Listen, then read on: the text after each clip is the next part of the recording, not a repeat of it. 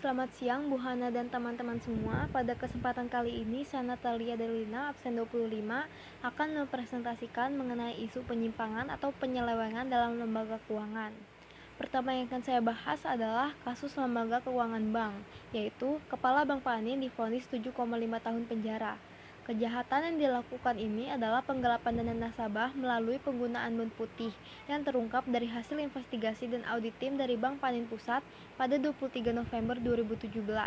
Hasil audit menunjukkan pada 2003 terjadi defisit 1 miliar rupiah dan pada 2005 3 miliar rupiah, sehingga pada 2007 diketahui keseluruhan defisit mencapai 4 miliar rupiah.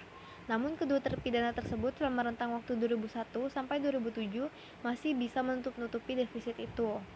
Selanjutnya, pihak Bank Panin Pusat melakukan kasus ini ke Polda Jabar, dan kemudian diketahui terdapat 4 tersangka yang diduga kuat sebagai otak penggelapan dana perbankan, yaitu Kepala Bank Panin Cabang Garut, yaitu Suhendrik Arisanto, manajer operasional, yaitu Mansur Husli, dan 2 karyawan yang masing-masing berinisial HS dan DS. Mereka melakukan praktik layanan menerima setoran nasabah di luar jam kerja yang tidak mereka masukkan ke kas penerimaan.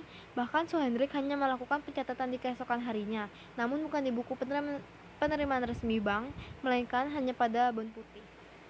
Selanjutnya, Suhendrik Arisanto dan Mansur Husli divonis masing-masing 7,5 tahun penjara.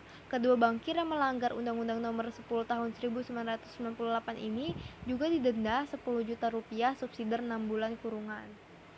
Selanjutnya, ada kasus lembaga keuangan bukan bank, yaitu kasus asuransi jiwa Kresna Life hingga dihukum OJK. Kasus ini bermula pada 20 Februari 2020 saat Perseroan mengirimkan surat kepada seluruh nasabah untuk menunda pembayaran polis. Lewat surat tersebut, perusahaan menyatakan produk asuransi yang dikaitkan dengan investasi Kresna Life tidak terkait dengan surat berharga yang telah diselidiki oleh Kejaksaan Agung terkait kasus gagal bayar PT Asuransi Jiwasraya.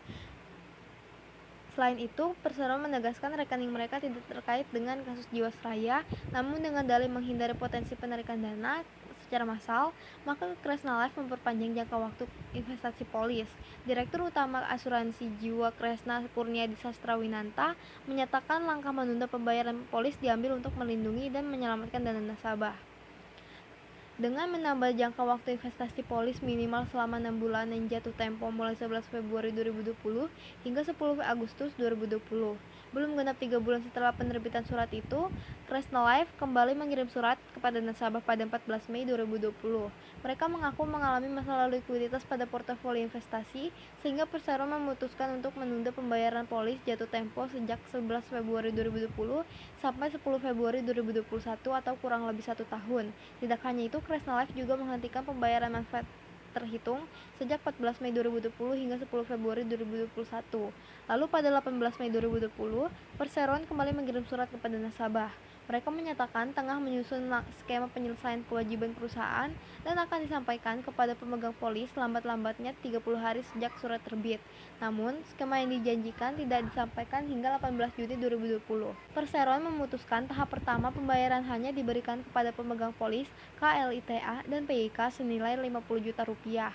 Sementara itu, mekanismenya akan disampaikan dalam jangka waktu 7 hari sejak surat terbit. Pada 17 Juli 2020, Kresna Life memberitahukan penyelesaian tahap berikutnya, yakni untuk polis dengan nilai di atas 50 juta rupiah diundur menjadi 3 Agustus 2020. Kemudian para nasabah melaporkan Kresna Life kepada Otoritas Jasa Keuangan atau OJK. Lalu pada 14 Agustus, OJK menerbitkan surat OJK nomor S342 NB2 2020 yang isinya membekukan kegiatan usaha Kresna Life. Sekian presentasi dari saya, mohon maaf apabila ada kesalahan kata. Terima kasih.